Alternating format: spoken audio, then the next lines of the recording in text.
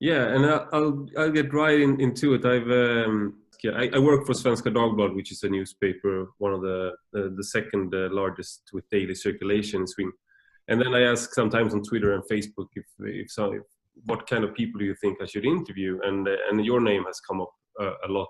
I think you've heard this before.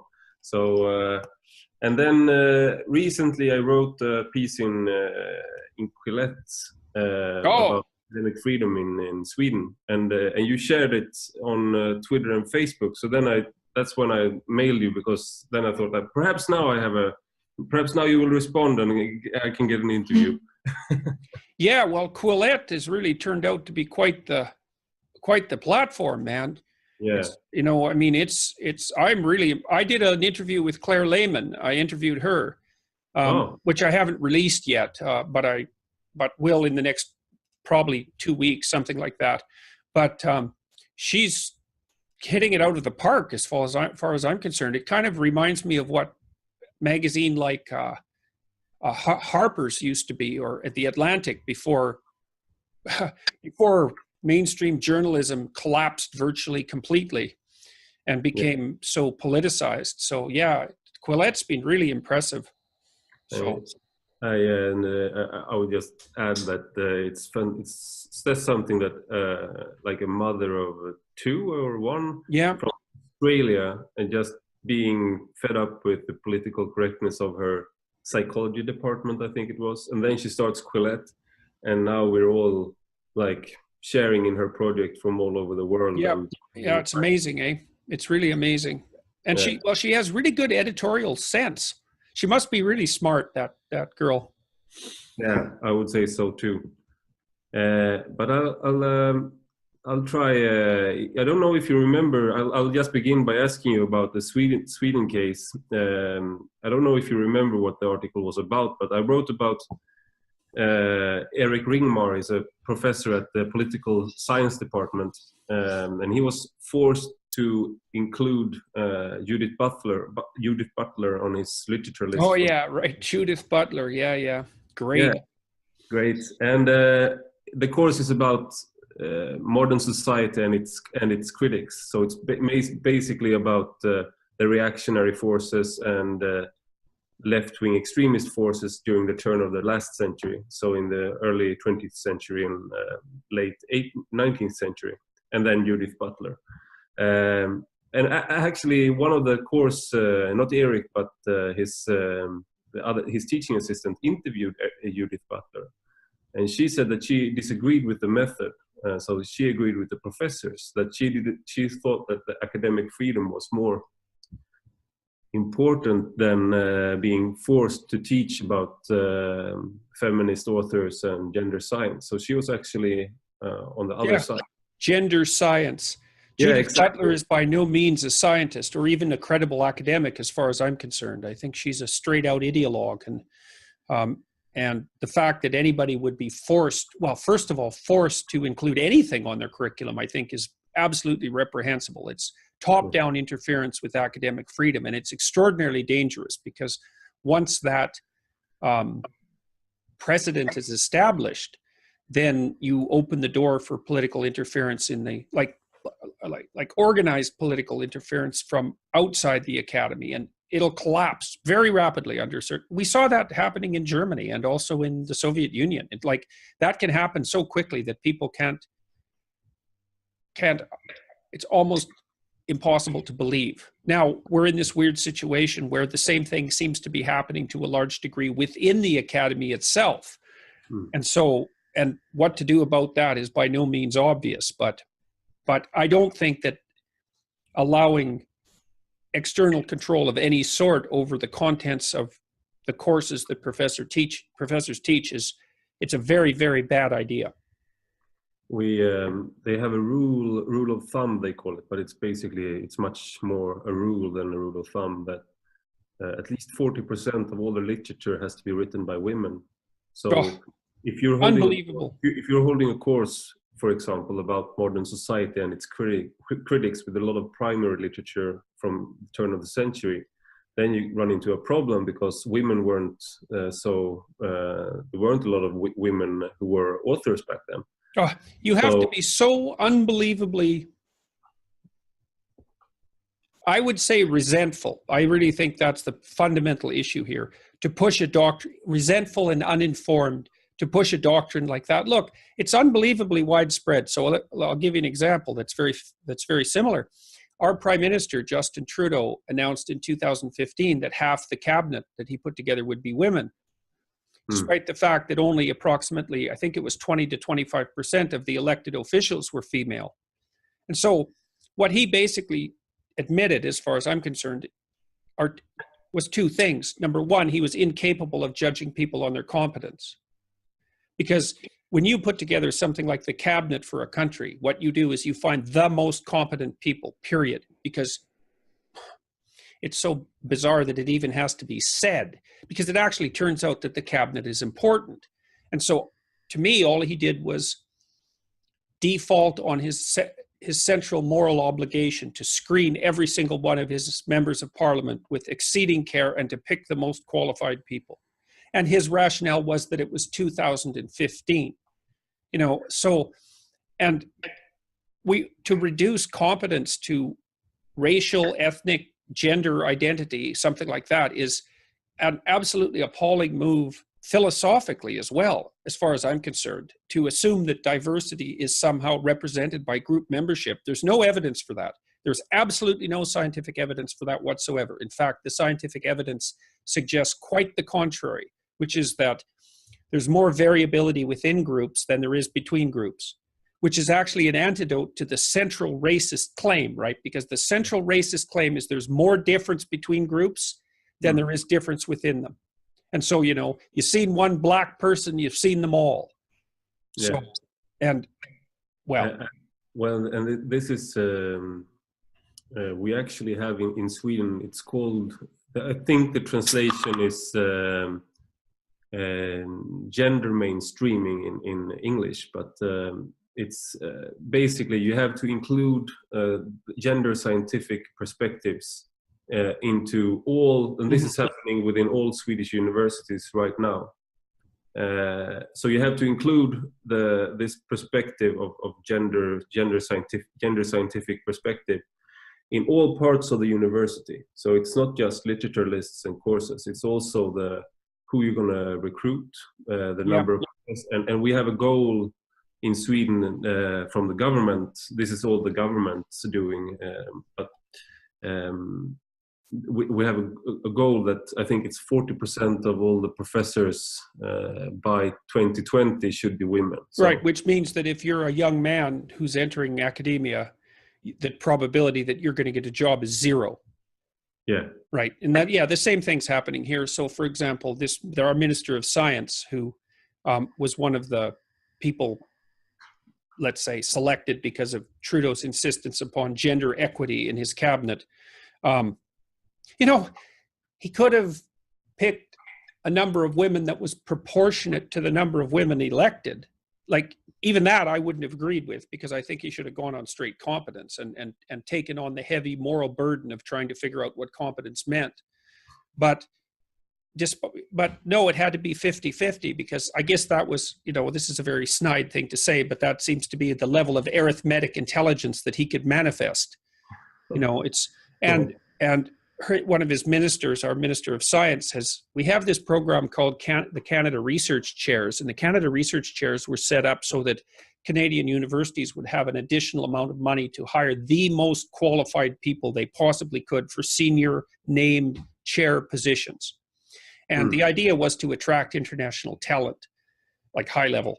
Now, what has happened, because it wasn't very well designed, this program, was that Canadian universities mostly ended up poaching from each other, which was, relatively counterproductive, because it just elevated the salaries of the professors, which maybe they deserved, rather than bringing in a lot of international talent.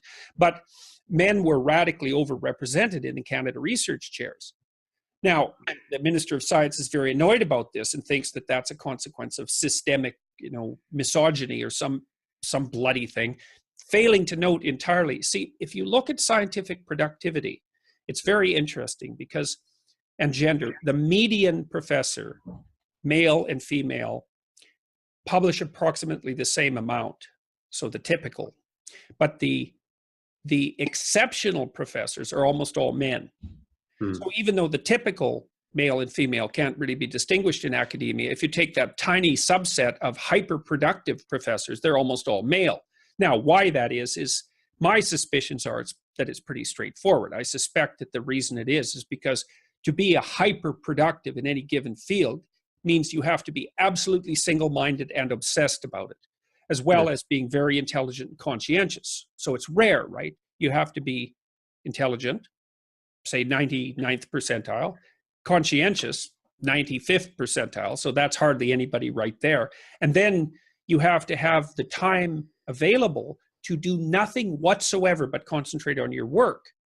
No family, no friends, nothing like that if you're going to be at the very top of your profession, because obviously you'll get outcompeted otherwise. Now, that's a lot harder for women because, well, for obvious reasons.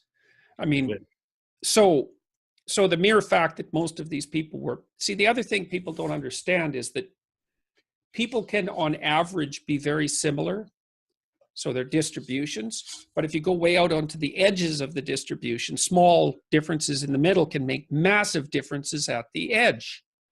And that's the kind of phenomena you see where you are selecting the highest qualified people. It's an edge of the distribution phenomena. So here's an example. This is a really cool one. So if you look at the overlap between male and female aggression, it's pretty high. So if you randomly select a man and a woman from the general population, and you bet that the woman was the more aggressive of the two, you'd be right 40% of the time, which is actually pretty often.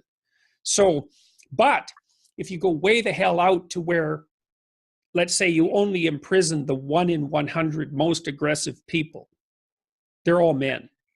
Yeah. Even though on average, it's 60-40. Yeah. You go out to the 99th percentile, it's all men, which is why almost all the people in prison are men. Now, so people, well, it's yeah, and what you're describing in Sweden, that's the death of the universities. It's another sign of, like, the universities are killing themselves. They're hiring adjunct professors and not faculty members. Like, I think it's up to 70% in some American universities. They have no salary, no power, no autonomy, no job security, nothing. It's some of these adjuncts teach 4 or 5 courses a year and make $25,000. So I read about one who lived in her car. Yeah, right. That's yeah. Okay. So they've jacked up tuition beyond intellectual proletariat. Yeah, exactly. Well, there you go. They've jacked up tuition. Not to go all Marxist on you. They've jacked up tuition to the point where it's unsustainable. They've made it impossible for kids who rack up tuition debt to declare bankruptcy, because they've taken that out of the bankruptcy laws. Now you can take away their driver's license if they don't pay their tuition, their student loan bills. So it's basically indentured servitude, right? The administration has become completely top heavy. The academy is completely infested by these terrible equity ideas that you're laying out. I mean, and the people who are in the radical leftist disciplines, which increasingly are spreading their influence out through the entire universities, are tenured and won't be moved for 25 years. So as far as I can tell, it's done. Yeah, and I would like to ask you, or your take about on gender science and all these like ethnic studies and sociology, because I was a sociology student back in 2004 and I was 22 years old. And so a lot of these perspectives, we were taught postmodernism and queer feminism and all these things. And I was just starting out as a student. So, but I must have been wired faulty because I was very critical about it. But all those perspectives was back then was fringe in Sweden, mm-hmm. I would say. So like identity politics or everything that's now in the mainstream was at the institution back then. Mm-hmm. And the professors, they are the same. I mean, and they are now, it's their PhDs and master students that are taking over the public discourse. So even though they lost a lot of debates back then, and they still do, like public debates, they're still teaching students year after year after year. Yeah. And Well, and all the students who I would like to ask you about that, and like the power, and also about your critique of gender studies. In Swedish, it's called gender science, because we turned all this into science. Oh yeah, so, So it's not even studies; it's science here. Yeah, but that was a good move on the ideologues' parts. That's for sure. Really smart. So it's a two-pronged question, but. Yeah, well, I think, I listed about 7 things I think that are killing the universities. And I actually think that, like, I've watched major institutions collapse and been privy to the manner in which that occurs. Like, what happens is that as the enterprise pathologizes, the good people leave. The people who have other things that they could do, they leave first. And those are the most productive and talented people. As soon as the most productive leave, then the bloody thing just spirals downhill, because what's going to happen? Because the rule is that within a certain discipline, whatever it happens to be, the square root of the number of people in the discipline produce half the productive work. So if a university has, let's say, 1,000 professors, 30 of them produce half the publications. Right, which is staggering, right? It's staggering. That's the Pareto distribution, or Price's law. And those people are often have more opportunities than they know what to do with. And so as soon as whatever they're doing becomes unstable, it's like they go off and do other things. And then the institution loses its most productive people. And that's it.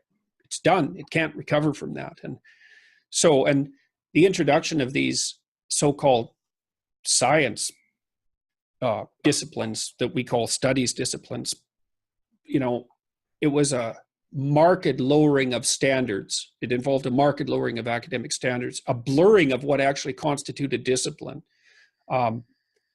refusal whatsoever to consider anything methodologically rigorous, because anything goes, including what do they call that? Autoethnography, which is where you just write a diary essentially about your own experiences. And it's got this fancy name. So autoethnography is part of gender science, it's positively Orwellian. And and the other thing that's interesting about that is that what's happened is that the people who have these radical viewpoints have been given a permanent sinecure, right? They're state and tuition sponsored activists who can spend every single moment of their time on what I would consider their 5th column agenda. So we're basically funding a cohort of people whose stated purpose is to demolish the patriarchy.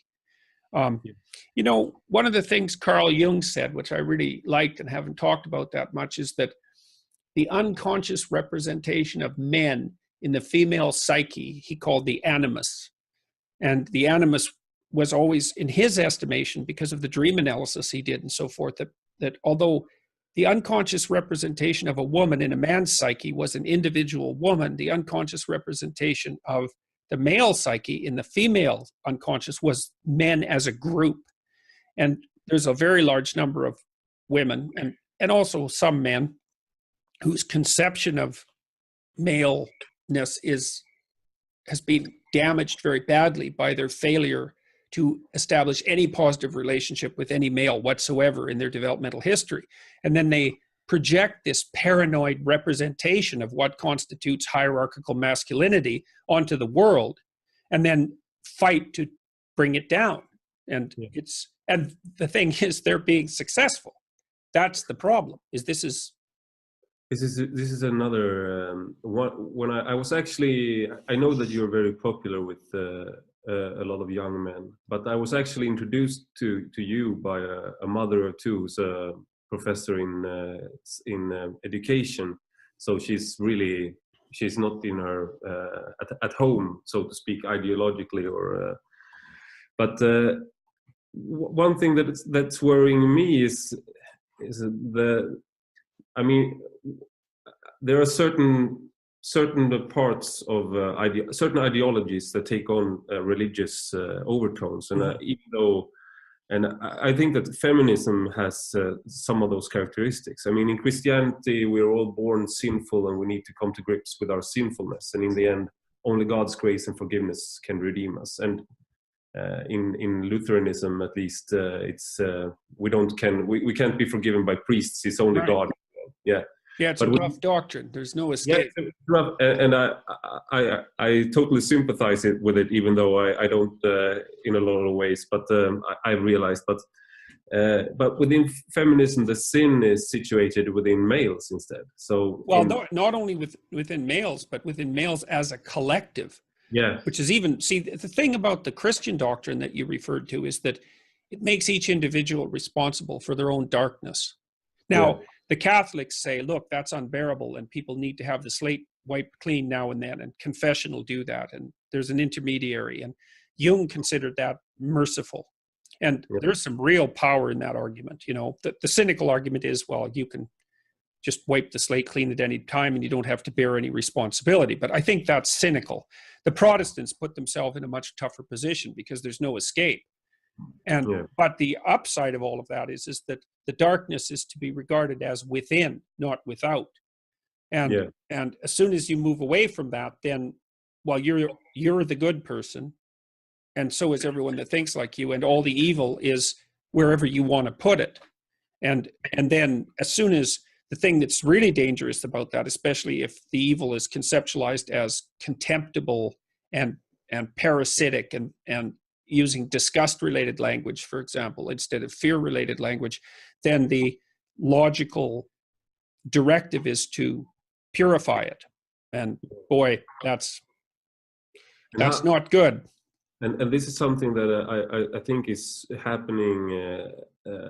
If I've read a dissertation about how male feminists think about themselves and how they go about having sex, for example. And one of the men said that his way to approach sex was that he didn't take any initiative, because he would defile the whole situation and the woman. Yeah, well, it's like Andrea Dworkin, back in the 70s. She was a horrible creature, Andrea Dworkin. And, she said that if men engaged in sexual behavior with an erect penis, that was equivalent to violence, right? That was equivalent to rape. Yes. And so, I mean, I don't even know what to say about that, except that that's exactly what Andrea Dworkin was like. And she was a real heroine to the radical feminists. You know, her and there was someone else around that period of time, Catherine McKinnon, I think her name was, equally well. I think I read Dworkin in queer. Oh, yeah, well, you would have. You would have. Yeah. I mean, from my perspective as a clinician, those people have every indication of serious personality disorders. And I actually think to some degree that we've made a haven for people who have serious personality pathology in these pseudo disciplines in the universities. And you said something interesting. You said that when you went when you took your sociology degree, that these were basically fringe views. Now they're center views in the university, but also implying that they're increasingly dominant views in society. And that's the thing, is that people think that these are somehow ivory tower arguments, but what happens in the universities happens in society 5 to 10 years later. And that's exactly what's happening right now. So, I think this leads us into the Me Too debate, but because all you have people in Sweden right now, I think the Me Too phenomenon is much larger in Sweden than in any other country. I mean, it's dominated the media for 1 month now, and like every profession has a Me Too sort of article with thousands of women signing on to it. So the teachers and the lawyers and the doctors. So, but one thing is interesting about this is how the men are handling it, because there are a lot of men writing that I, as a man, have a responsibility for this happening. I, as a man, as a male, am responsible and I'm guilty. And actually it was one. So there are a lot of articles like that, and then one of the men that was accused of doing something inappropriate, it was the former party leader for the left radical party. And the thing he had done was not so reprehensible. He had approached a woman, and then she had said no, and he had apologized, but then she didn't accept that, and now he's under investigation, police investigation, and we have this sort of witch hunt going on. Yeah, well, I've thought for years one of the outcomes of this is that almost all manifestations of male sexuality are going to be brought under legal control.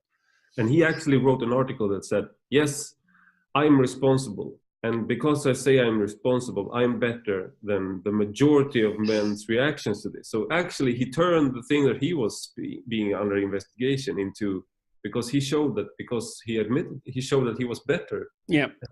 So it's, yeah, well, it's very Maoist, eh? I mean, the whole idea was that you were supposed to come to terms with your class guilt and then confess, and then indicate that you could be brought back into the ideological fold properly. The thing is, it's a lot of muddy thinking. It's like, well, men should take responsibility for their aggressive sexuality, and they should incorporate it, right? Because if you repress it, it just comes out in the most ugly way. So, I mean, part of the idea is that boys should be socialized like little girls, but that's complete rubbish. In fact, even little girls perhaps shouldn't be socialized like little girls, but whatever. I mean, that's beside the point. That aggressive capacity that's associated with sexuality as well, as Freud pointed out so long ago, needs to be integrated within the personality so that it's under control, right? And then it's the hint of darkness, and it's the capacity for malevolence, but it's brought under civilized regulation. And so then you get to have your cake and eat it too, right? You can be strong and potentially dangerous and mysterious and all of those things that are definitely attractive. That are attractive features of men, not only to women, but also to other men. So you have to take responsibility for that. But that doesn't mean that you should identify yourself as the member of a guilty group because of a class-based accusation, right? That's just, you're not guilty as the member of a class. I mean, that's part of the reason that I've been pushing so hard against these postmodern neo-Marxist ideas, because one of their essential predicates is that you can be guilty as the member of a class. And that is, I don't know if there's a more dangerous idea than that. There might be, because, there's a very large number of extremely dangerous ideas, but that one's up near the top. Yeah. It's happening to a great degree in the United States, to lesser so in Canada, but every day there's another, slew of influential men who are being outed for their past sexual misbehavior, and that's I don't have much to say about that, except that to use that as evidence for the group-based guilt of men as such. Yeah, well, whatever. It's going to get a hell of a lot worse before it gets better, I'm afraid. I think this is also, I would like to ask you about this as well, because as a man growing up in a country like Sweden, you have to, I would say that I think a lot of boys at least are confused what it means to be a man. And then you have these public figures, adult males, admitting to collective guilt and trying to be sort of the new male, which admits to guilt, the feminist, the good man. And if you're the castrated fat tomcat of a man resting on top of the warm TV, whose what would you say, moral virtue consists in his harmlessness. Exactly. Sad. And what's the advice to give to, because what I see a lot of men trying to find their way and trying to find out what it means to be a man. And I think that's a lot of them turns to you and, or a person like Jocko Willink that interviewed you. And because you're and why do you think that is? I mean, is it because it doesn't seem you're not sugarcoating life. You're not giving them. No, well, and the funny thing about, well, there's a couple of things that I'm doing that are different from what people usually do, you know. So in the last 20 years, the constant message to young people is self-esteem, self-esteem, feel good about yourself. It's like, I don't buy that. I think that you look at yourself in the mirror and you think, Jesus Christ, I could be a hell of a lot better than I am. Yeah. And so, and the thing is, there's nothing more complimentary to tell a young person than that. It's like, look at you, you're a wreck. Grow the hell up. There's so much more to you than you're manifesting than you can hardly imagine. It's like, well, you think that's a criticism. It's like, no, it's not. It's a great compliment. It's like, look at how much more you could bring out into the world. Yeah. Get your aggression under control. Strengthen yourself. Like, take on some responsibility. See if you have enough bloody courage to tell the truth. Put your life together. Stop whining. And the men eat that up because no one's ever told them that, which just breaks my heart. Yeah. It's so bad. And, you know, the boys are pulling out of everything. They're pulling out of university. They're pulling out of life. They're pulling out of marriage. Yeah. And because of that, they're more awkward and unsophisticated than they would otherwise be, and much more prone to make sexual errors, some of which are, you know, predatory malevolence in the small proportion of cases. But it's another one of those situations, you know, like imagine that 1 in 100 men are sexual predators. Yeah. Probably, maybe it's 1 in 50, but let's go with 1 in 100. Well, that small proportion commit all of the sexual predation. Like if you look at criminals, it's a Pareto distribution again. 5% of the criminals produce something like, well, the overwhelming majority of the crimes, right? It's a small coterie of specialized people who are responsible for all the criminality. Lots of people are in prison because they did one heinous thing, you know, like they got enraged or drunk and did something violent. But there's the serial criminal types, and they're the ones that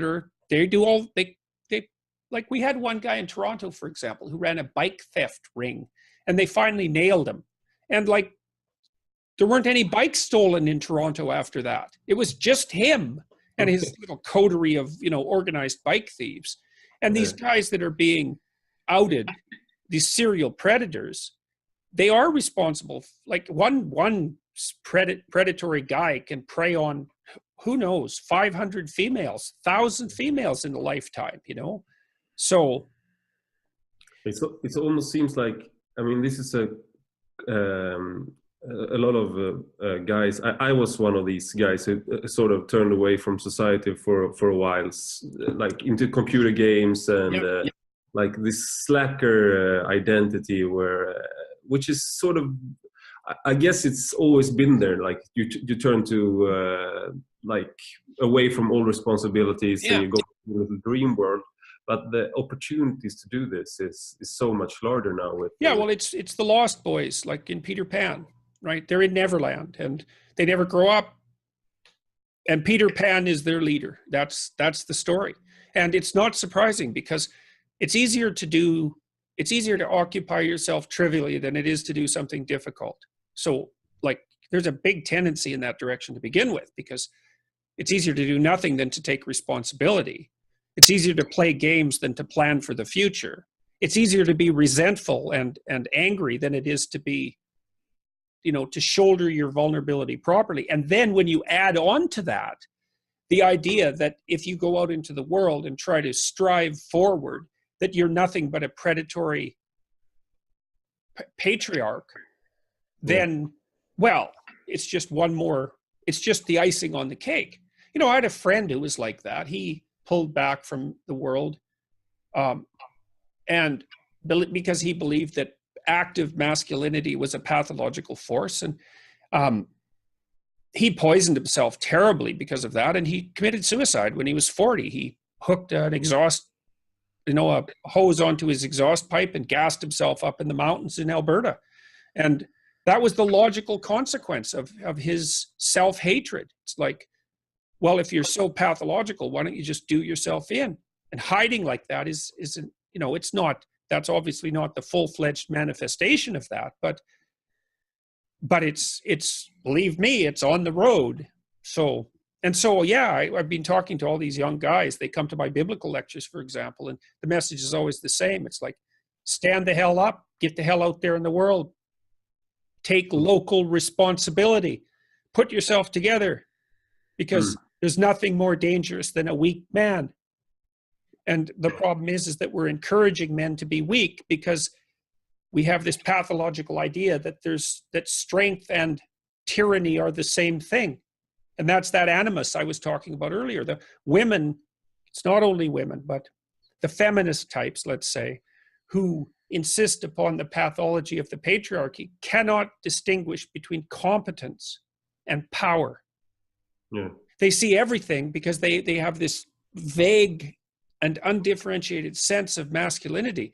They see everything that is associated with authority as equivalent to tyranny, failing to understand completely that authority in a properly functioning society is based on competence. They don't believe in competence anyways. That's part of the whole postmodern. Yeah, that's just a construct to keep power. Yeah, exactly. Well, everything's about power for the bloody postmodernists, and that also excuses their use of power. Yeah. So, and this is, in Sweden we have, girls have always outperformed boys in school. Ever since we started having schools in the 19th century, in the middle of 19th century, girls have been outperforming boys and being better at sitting quietly in a classroom. But the last 20, 30 years, the divide between girls and boys is widening in Sweden. Yeah. It's widening in other countries too, but in Sweden, it's a really. Yeah, well, you guys are ahead of the curve, so congratulations on that. Yeah. Some are very proud about this. I'm not so proud about that, but and actually, when you talk to people in Sweden, they're more worried about bringing up boys than bringing up girls nowadays, because girls, they can be girls or they can be like boys. Yeah, exactly. Boys are a problem. Boys, and you have. They can't be like girls and they can't be like boys. Yeah, exactly. Yeah. Boys should perhaps be more like girls, but they should most definitely not be like boys. They should not play war. They should not compete so much. Well, the competition thing is really interesting because, the people who are hyper cooperative, regard competition as a positive evil they have no understanding whatsoever of developmental psychology. One of the things I really like Jean Piaget, and one of the most intelligent things he ever said about children's games, competitive games, was that the competition is nested inside a higher order structure of cooperation. So you think about a hockey game, we could talk about that because we're Swedes and Canadians. Exactly. So you say, well, are the hockey players competing or cooperating? And the answer is, well, you have to do a microanalysis. So fundamentally, they're cooperating because they all agree to abide by the same set of rules. So they occupy the same perceptual space. They occupy the same value space because the value is score goals and win the game. So that provides the overarching frame. So fundamentally, they're cooperating. Now, within that, they're competing because it's team against team. And even within a team, it's individuals vying for, let's say, athletic supremacy. But it's also more complicated than that because hockey isn't one game. It's a sequence of iterated games. And the proper strategy is, if you're an individual athlete, is to adopt a strategy that makes you a victor across iterated games. And that means you have to cooperate with your teammates and even with the other team if you're going to sustain your career across time. So you get very honorable hockey players, say like Wayne Gretzky, who were unbelievably stellar in their individual performance, but also great team players and inspirations to those who played against them. Perfect, So that's a really good example of well-developed masculinity. And that's all shunted off into pathological competition by fools who are motivated by hatred and resentment and who are willfully blind to the complexities of the situation. So it's the rise. It really is the rise of the goddess of the underworld. It's the right way to think about it. this is also, I would like to move on to discussing myth and God a little bit, but this is so interesting. So I'll just say ask one more thing, because if you talk to these people about how you can reconstruct homosexuals, I mean, can you send them to a straight camp? I mean, all of them would say that's horrible. But if you ask about how can you deconstruct and then reconstruct boys and their masculinity, all of them are aboard. So yeah, that's part of the incoherence of those philosophers. Yeah, so it's a very inconsistent world. Well, I mean, one of the things I complained about last year with regards to this Bill C-16 legislation in Canada is I said, look, you're instantiating a social constructionist view of gender expression, sexual proclivity, all of these things into the law. Okay, so it's socially constructed. Okay, so wake up.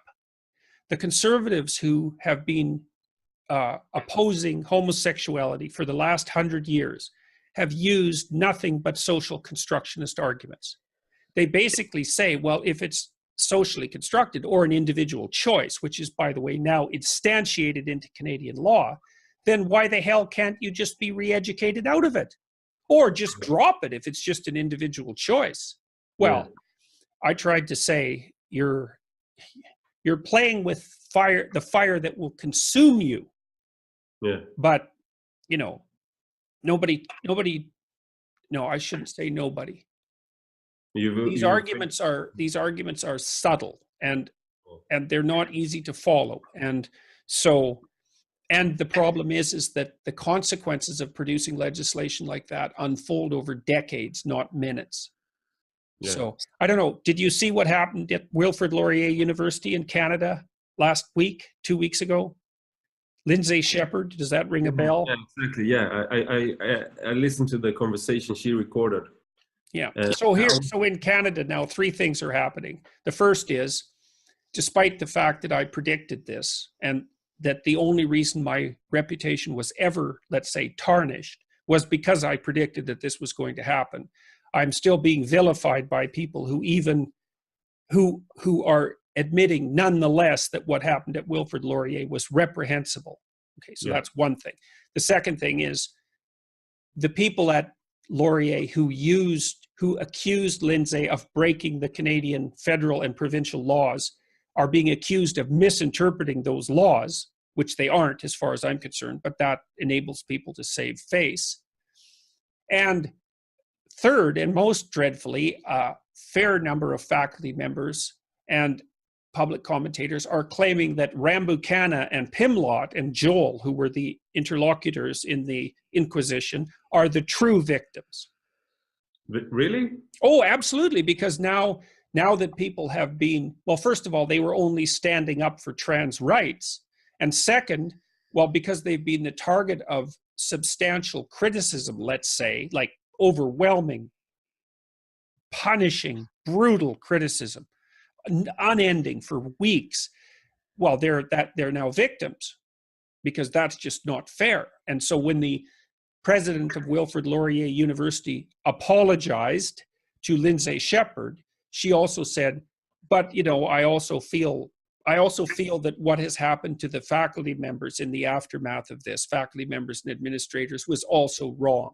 It's like, it's that typical thing, you know, you see this when kids get bullied in schools now, is that the idiot interveners and their blind humanitarian impulses bring the bully and the victim into the principal's office to discuss it, assuming equal causal, what would you call it, responsibility on the part of the victim and the perpetrator. And they think that, well, if they just had a nice talk about it, then it could be settled, not understanding at all that the bully, who's, let's say, one of these 1 in 100 predator types, is just going to stand on the outside of the school ground and wait for the victim to come by and just pound the hell out of them, because that's how bullies work. It's like, well, we can settle it like reasonable people. And it's like, yeah, right. You're so goddamn naive that, you know, if evil ever popped out and made a face at you, which it likely will, you'd be scared into post-traumatic stress disorder so fast you wouldn't know what hit you.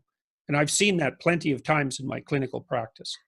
So And yeah, this all this Lindsay Shepherd that you're now a transphobe. I've written about these issues in Sweden as one of the few that's written about it who's not an activist. And recently I wrote about how it coincides with autism diagnosis. So we have, and I think it's the same in the United States. And it's, I mean, the number of especially young women who's never had any doubts about their about their gender identity, but then they find like-minded people with problems connecting socially on the internet, and then all of a sudden they decide that I'm not a woman, I'm a man.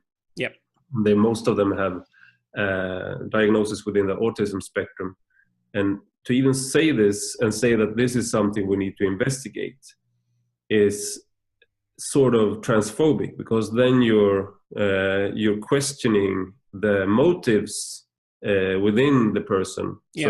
So you're basically saying that it's not, maybe it's not a gender identity you're feeling that's faulty, it's something else. Well, but it's like it's going to be worse. Then you're a transphobe. Yeah, well, it's going to get worse because look, here's the logical fallacy. Not all transsexuals have mental illness. Yeah. But many people with mental illness are going to be confused about their identity. Right. So the pool of people confused about their identity is extraordinarily large.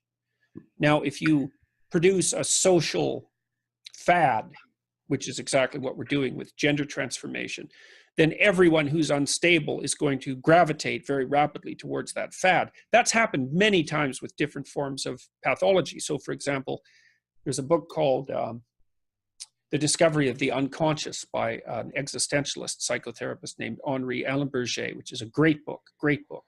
And he tracks the cyclical recurrence of multiple personality disorder over the last 300 years. So a case will be reported after everyone forgets about it for a generation or two. A case will be reported, and then it spreads like wildfire, and there's multiple personality everywhere.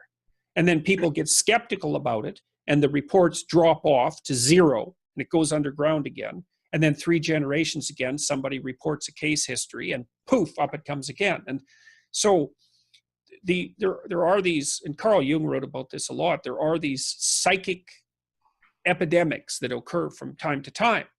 And the same thing happened, for example, in the 1980s when there was a huge outcry in the United States, in particular, about satanic ritual abuse in daycares. And that produced an absolute uproar for like 5 years. And many, did you have that? Yeah, one of the professors here in Uppsala, at Uppsala University, she wrote a book about, and most of men of power were in on it in a conspiracy. Right. And even though it was, I mean, it's blatantly, it's crazy. But he was a gender scientist. Yeah. So, well, there was a great book called, because he was criticized, it was sort of she is actually one of the architects behind our how we view men's violence against women. But he also wrote about these satanic rituals that men in power had against children. But it wasn't in daycare. It was just like against children everywhere. Yeah. Well, there's a great book written in the United States called Satan's Silence by a social worker and a lawyer that investigated that satanic ritual abuse epidemic. And it makes the Salem witch hunts look like nothing. I mean, the longest prison sentences in history were handed out for the hypothetical perpetrators of these satanic ritual abuse. They dug under whole towns in places looking for the tunnels where the sacrifices were being performed. I mean, they invented whole new categories of clinical diagnosis. Late onset female sexual predator, of whom there are 0, right? That is a category that does not exist. Unbelievable. It sounds like a great book. I mean, like a great horror movie or something, like these satanic circles. But to actually believe in it, it's really crazy. Yep. I would like to move on to, if you have time, I would like to move on to the question about religion, because I'm really interested in myth and religion, and one thing that's, I mean, if you call something a myth, then it's probably not, or it's not alive anymore, perhaps. I mean, if you're actually calling it a myth, if you really believe in it, you're not believing that it is a myth. And so when we are now, we've been studying the Bible like scientifically, and so we deconstruct. My first subject at university was religious studies, and then you deconstruct the Bible and you learn about when everything was written and everything. But what you're doing right now is you're making the Bible in your Bible lectures. You're making it accessible for people that of our age or our epoch. Yep. And that's the plan. yeah, and people who would, I don't think wouldn't have naturally turned to the Bible for counsel. So I think you're. Yeah, it's just an indication of how surreal the current circumstances really are. I've been selling out the theater that I booked in Toronto for these biblical lectures, and it's almost all young men. Yeah, like they're not that young, they're between say 18 and 30, something like that. Although there's women in there, there's older people too, but that's the main audience. And it's like, well, that's crazy, right? That's impossible that's happening. Yeah, but it's an attempt to revivify the myth. Yeah, and so what's your take on why is I asked Richard Dawkins this when I interviewed him. Like, there are people that are worried about the postmodern challenge to everything, like deconstructing everything, and so you look for something firm in your life. And what I see you doing, and I would like you to hear your thoughts on it, is that you're bringing you're trying to bring in a sort of a firmer foothold in. Yes, it's exactly that. It's like I'm journeying to the bottom of the ocean to rescue the father from the fire-breathing whale. Like, that's exactly it. It's like, the thing is that when everything shakes, then you look for the foundation, right? Yeah. And to me, the foundation, the thing the West got right is the divinity of the individual. That's right. It's true. And it's the myth idea. This is partly where I had a discussion with Sam Harris, that was quite a difficult discussion. 2 discussions. I wasn't in the best of physical health when I had them, unfortunately, but that's life. But when you talk about myth, it sounds like untruth, but I think about it sort of as meta truth. It's truer than true in some sense because it consists of abstractions that have guided human behavior properly for forever, insofar as human beings have been successful. And even insofar as we define success, it's embedded within these mythological ideas, which are ideas that we act out, essentially, not ideas that we hold or believe or state. They're ideas that we act out. And the idea of the divine individual is at the center of our law, which is why, for example, even if you're accused of murder, even if there's overwhelming evidence against you, you still have value that the state cannot merely trample on. And that's, well, first of all, it's unbelievable that that's the case because, the typical barbaric society, let's say, which is what we're trying to reproduce very rapidly, is the one that assumes that if you're accused of something, we might as well just shoot you on the off chance that you're guilty. That's way easier to adopt that as a principle, and it certainly satiates the bloodlust of the mob much more effectively. The idea that we could have constructed a worldview that put the pathetic, weak, malevolent, insufficient, vulnerable individual at the center of the value structure is just, it's an accomplishment whose grandeur cannot possibly be overstated. And we are the beneficiaries of that system. We live within its protective confines, and we're doing everything we possibly can to destroy it as rapidly as possible. So you, Joseph Campbell, which was one of my idols growing up, and I read The Hero with a Thousand Faces. Listened to his Power of Myth lectures, because I mean, as a lot of young men, I loved Star Wars and the Lord of the Rings, and then you read his work and you find out that, okay, so George Lucas, he based his storyline on Joseph. He changed his storyline to fit more into the hero, the monomyth, and the hero's journey story. And he said that you need sort of a living myth or a mythology to be to have psychological health and to have spiritual health. You need to live within a sort of a living mythology. Yes, absolutely. Yeah, but, well, the mythology tells you who you really are. Yeah, like, you know, you really are a divine son of God. I mean, people, and you know, you actually know that because you feel guilty about not living up to your potential. Why in the world would you possibly feel that? But everyone feels that, if they have any sense at all, unless they're narcissistic or psychopathic. Everyone feels that burden of the perfection to which they have not yet aspired nor attained. And so, and that's a testament to the overwhelming potential that characterizes each individual. And that's really what I'm trying to point out in the biblical lectures. There's these continual stories about the nature of humanity and the nature of proper being in the face of the tragedy and malevolence of life. And the Bible is the Western world's attempt to formulate that as a comprehensible set of stories and also a set of principles for behavior. It's the collective struggle of our imagination stretched across tens of thousands of years, maybe hundreds of thousands of years, maybe even more than that, you know, because some of these stories, the story of confronting the malevolent serpent, like, I believe that in one form or another, that story is, if you also consider it as something that could be acted out, that story is at least 60 million years old. So, because Lynn Isbell, this anthropologist at UCLA, has demonstrated quite nicely that our tree-dwelling relatives co-evolved with snakes, and our continual battle with snakes and predatory reptiles was part of what gave us our acute vision. Oh, so, I hate snakes. Yeah, well, you know.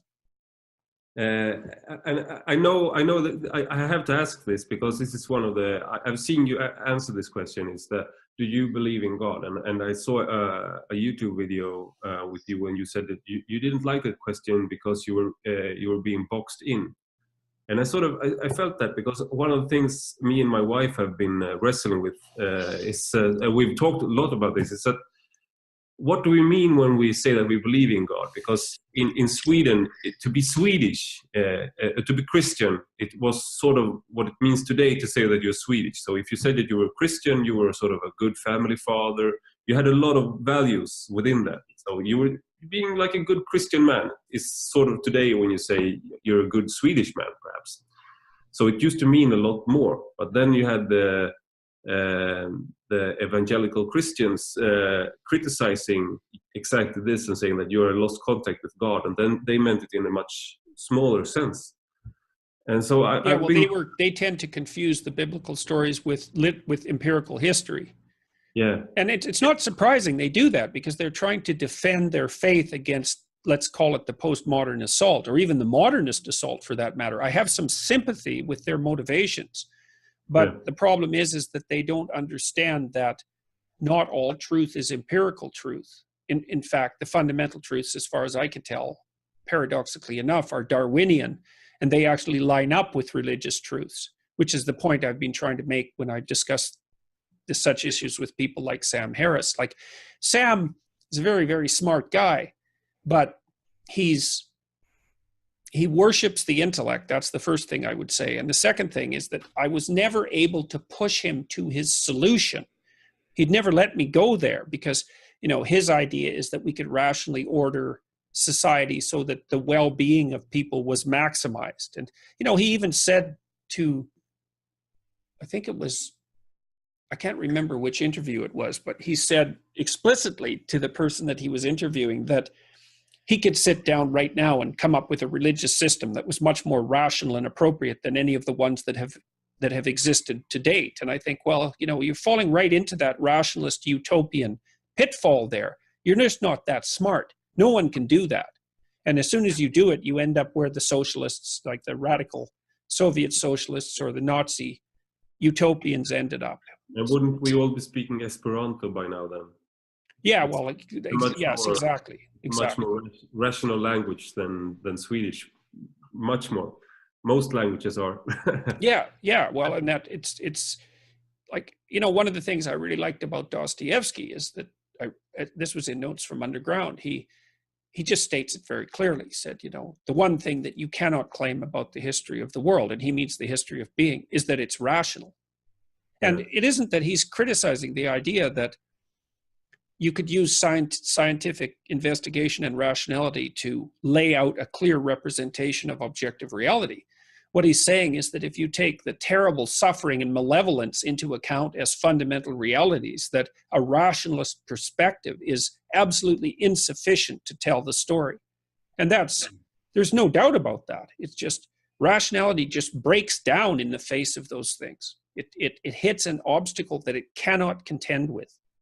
So you need something else. And, there's this great image of Christ as Pantocrator, very, very old image. I fortunately can't remember which cathedral it's represented in, but it's a great image. And I'm having one of them carved for me right now. So it's a medieval image of Christ, and his face is divided into two halves. So it's very asymmetrical. And one half, the eyes are different and the facial expression is different than the other. And he's portrayed on the top of the dome and holding a book. So the book is sacred, right? So that's a great idea, that the book is sacred. That's a great idea, man. And the idea that the word is sacred. But then the picture also represents human beings as creatures with one foot in the profane and one foot in the sacred, or one foot in the finite and one foot in the infinite. And I actually think that that's empirically true. Like, we are these weird creatures that are both finite and infinite at the same time. And we have experiences of that, even like deep religious experiences, psychedelic experiences for that matter, invoke that feeling of invoke the reality, I would say, of our connection with the infinite. Now, what that infinite is, so let's call that God. I mean, the Christian idea is that that's actually outside of time and space itself, which is quite a grand notion, and not the least bit unsophisticated, by the way. It's a tremendously sophisticated idea that something actually exists outside the fabric of time and space that transcends it, that's there at the beginning and at the end. That's an unbelievably sophisticated idea. And I think that people can experience that and do quite commonly, which was why the psychedelic revolution in the 60s was so absolutely potent. So yes, these sorts of things can't just be dismissed with some rationalist sleight of hand and some discussion of the idea that Christianity, Judeo-Christianity, let's say, is some like primitive set of wish fulfillment superstitions or some power game. It's like, you just have no depth of scholarship whatsoever if that's what your criticisms are. And also, I would say when you ask someone, do you believe in God? I ask myself, if I say that I don't believe in God, or within me when I say what is different within me when I say that I don't believe in God compared to a person that says that he does believe in God. I mean, if I feel sort of irrational, I wake up or I take a glass of wine and then suddenly I'm overwhelmed with love for humankind or for my fellow man or something like that. So if I was a person who would say that I believed in God, would that be something? Is it something qualitatively different between me compared to that person? Do you understand what I'm saying? No, I haven't quite got that yet. Like, what is the experience of believing in God, and how is that qualitatively different from a person who says that he doesn't believe in God? Yes, I see what you mean. Well, that is part of the question. The question is here, well, when someone says, do you believe in God? There's three parts to that question. The first question is, who is the you to which they are referring? And that turns out to not be a simple question. I mean, Nietzsche did a very good job of taking apart the idea of the I. because he was critiquing Descartes' "I think, therefore I am." And so the first question is, well, who is the you to which you are referring? The second is, what do you mean by belief? The third is, what do you mean by God? It's like, you can't just leap to the assumption that the person asking the question and the person answering the question have the same views on those. And I think that's part of the reason why I don't like the question. Like I said, well, I act as if I believe in God. And so I would say that's the most fundamental manifestation of faith. But I could also say I believe and don't believe in God. And you think, well, you can't think both of those things at the same time. It's like, well, yeah, that's what you think. It's when you're asking something that complicated, then there's absolutely no reason to assume that you can't have paradoxical responses to it.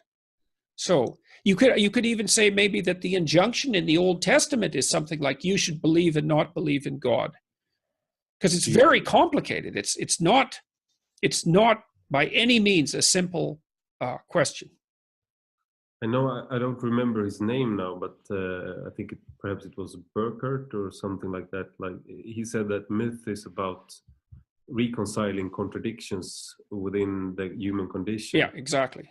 That's exactly. Well, that's what a successful myth does. And part of the reason that these ideologies that we've been discussing, like feminism, have so much power is because they actually draw their motive force from an underlying religious substrate, but they only tell half the story. That's what an ideology is. So when the feminists say culture is the tyrannical patriarch, it's like, yeah, that's true. But it's also the benevolent wise king. So like, well, then they say, well, it can't be one and the other at the same time. And the answer is, well, it's a multidimensional phenomena that you're encapsulating within a single category. It can contain contradictions. In fact, it does, because society obviously constrains and kills you, even like you die into your neural configuration, because when you're first born, you have more neural connections than you will ever in your life. And most of them die. And so you die into your 4-year-old self. And then between the ages of 16 and 20, you die into your adult self. And so the idea that the society that you're in is a terrible tyrant that shapes you by death is exactly true. But by the same token, it's also almost everything that ennobles you and enables you to function in the world. And so the critics of the patriarchy say, tyranny, tyranny, tyranny. And it's like, yeah, tyranny, but not only tyranny. And they say, evil men. It's like, yeah, obviously, but not only evil men, not only that. And that's why a genuine mythology, and I would put Freudian psychoanalysis in that category, because Freud had a very balanced view of the nature of being, talks about both parts of the paradox at the same time. It's the dragon and the gold. It's the terrible devouring mother and the Virgin Mary. It's the tyrant and the wise king. It's Christ and Satan. It's all of those paradoxes stacked on top of one another. And then the story about how you go about dealing with that. That's a true religious myth. Yeah. And an ideology just takes a part of that and says, this is the whole. I mean, in early Christianity, there was a large battle between Manichaeists and Gnostics and what would turn out to be the Catholic Church and the mainstream church, and they said that the evil was like the world we live in is created by this other force, the demiurge. So that they had a very split vision of good and evil. But what you're saying about these ideologies is that basically it's a new form of theological battle between Gnostics and people that say that we have both sides. That's a perfectly reasonable way of looking at it, And like Jung tended towards Manichaeism to some degree, because he was so struck by, say, the evils of Nazism, that he had a hard time with the idea that evil was only the absence of good. And I've thought about that a lot because I'm a great admirer of Jung, and you criticize anything he said at your peril, because he was a great genius. But I think the Manichaean view is wrong. I think that what evil is the absence of good. And then it takes on its own life. I think I've written about this in my new book quite extensively, because I have a book coming out in January called 12 Rules for Life, An Antidote to Chaos. And I've been trying to take those ideas apart and to grapple with the fact that human beings hate themselves because they're vulnerable and malevolent, which is original sin, which is something I'm a great believer in. I think it's an unbelievably sophisticated way of looking at the world, that there was something damaged in the fabric of being itself. I believe that to be the case. I think we experience that as human beings, and that our ethical obligation is to rectify that, and to determine how to rectify that, to overcome the vulnerability and malevolence, that, like the terror of vulnerability and the subjection to malevolence that characterizes our day-to-day existence. That's our primary mode of proper being in the world. That seems to me to be correct. So, and again, that's the sort of thing that I've been trying to tell, those who will listen, let's say, but so far it's mostly been young men who are dying for this message. Like they're dying for it, It's really, God, I go to these talks now, public talks, and where I speak about responsibility and truth. And like after the talks, there are like crowds of mostly young men who line up and say, I was nihilistic, I was desperate, I was suicidal, I was malevolent and resentful and like going bad places. And I've started listening to what you've been saying about myth, and it's like brought me out of that horrible hole. And that's just one person after another says the same thing, and I've had thousands of letters like that, and maybe tens of thousands now. I can't even begin to keep up with them. And thank God for that, How do you feel, personally, when so many are turning to you for this, for counsel or for guidance? I read this paper a long time ago called Relations Between the Ego and the Unconscious, which is one of Jung's, maybe it's his most stellar work. And it's not a paper you can understand unless you know what it's about. And because he talked about the danger of ego inflation. That's so imagine that you're dealing with archetypal ideas, and that you can fall prey to the temptation to assume, because you've started to understand the ideas and maybe communicate about them, that they are somehow yours. And then what happens is that can produce a messianic inflation. And so that would characterize someone like Hitler, for example. And it's tantamount to a form of mental illness, because what happens is that you take on the grandeur of the mythological ideas and the archetypal ideas and the power of those ideas as if they were your own creations. Well, that's a very bad idea. And so I read that paper after I had a dream where I was blown by a wind into the top of a cathedral. I was in the chandelier in this huge cathedral, like say 20 times bigger than St. Peter's. You could hardly even see the walls. And I was put up at the center of this cathedral, right, way above the ground. And then I got down somehow because I didn't want to be there. And then the wind dissolved me and blew me back there. And I woke up and I thought, oh my God, that's a crazy dream. The dream put me at the center of the cross, at the center of being. And I thought, what the hell?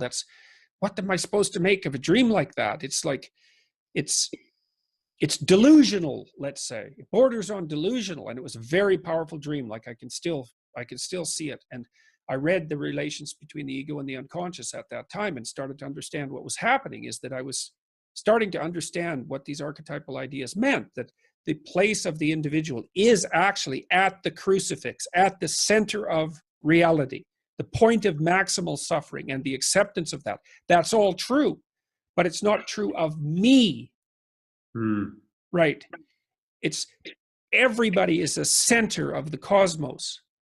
Yeah.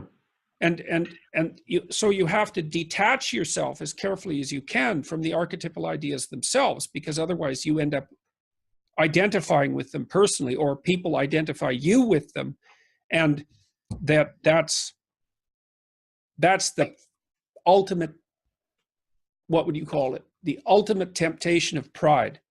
And so no, that's so I try to be very careful of that and very cognizant of that, and to keep a good eye on my. Yeah, it's like this, when the emperors in the Roman Empire, when they rode in their triumphs, they had a slave behind them telling them memento mori. Right, exactly that. That was his job. Yes, exactly that.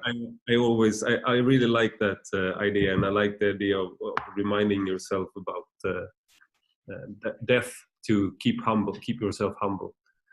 It sounds a little well, death and sin, because the other thing that you have to, and maybe this is the advantage that the Catholics have over the Protestants, is that the Catholics at least put their sins in front of them constantly, which is very analogous to what you just described, because I try to be very, very careful about paying attention to all the things that I'm doing wrong. And I have people, my family and friends, who are helping me do that. And because it's to call it a strange situation to be in is just barely scraping the surface. Yeah. I would like to ask you at least one more. I mean, I could talk to you for hours, but I know you are a busy man. Yeah, let's do one more question. We can always talk again, so. Yeah. But the Church of Sweden is our old state church. It's contemplating replacing the gendered pronouns of their guide for church services, and they've already starting to replace the Lord and he and him with God in a lot of places to make language more inclusive. Yeah. So all that shows to me that the people who are running the church have absolutely no idea about what any of its doctrines mean. Yeah. It's as simple as that. Like, I mean, there is insistence in Christianity on the androgyny of Christ. And there are elements of God that have been portrayed as feminine, like Sophia, which is wisdom. Yeah. But you don't mess with those things. You don't rewrite them like that. Not without having your soul tremble and quake at your presumptuousness. Yeah. And the idea that you can just casually rewrite these ancient texts, it's like these people who rewrite fairy tales so that they're more in keeping with modern sensibility.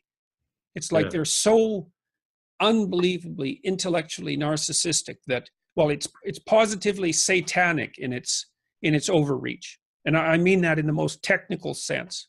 It's the satanic temptation of the untrammeled and unbound intellect. It's exactly what Milton warned against in Paradise Lost. So it's a complete catastrophe. All it will do is speed the demolition of the church.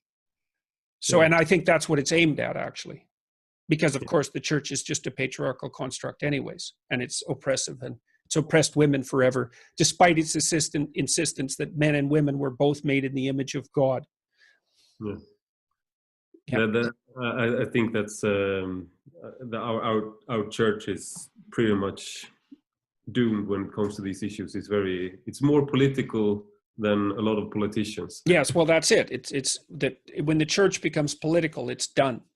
Yeah. So I mean, as I said, I think I've gotten the most out of this interview. It was really, really informative and really nice talking to you. Good talking to you too. And maybe we can do this again in January if you want to.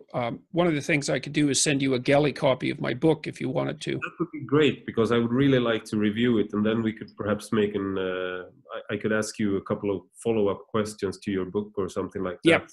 Yeah, that'd be good, because we could get deeper into some of the issues that we discussed. Yeah, I would really like that. Okay.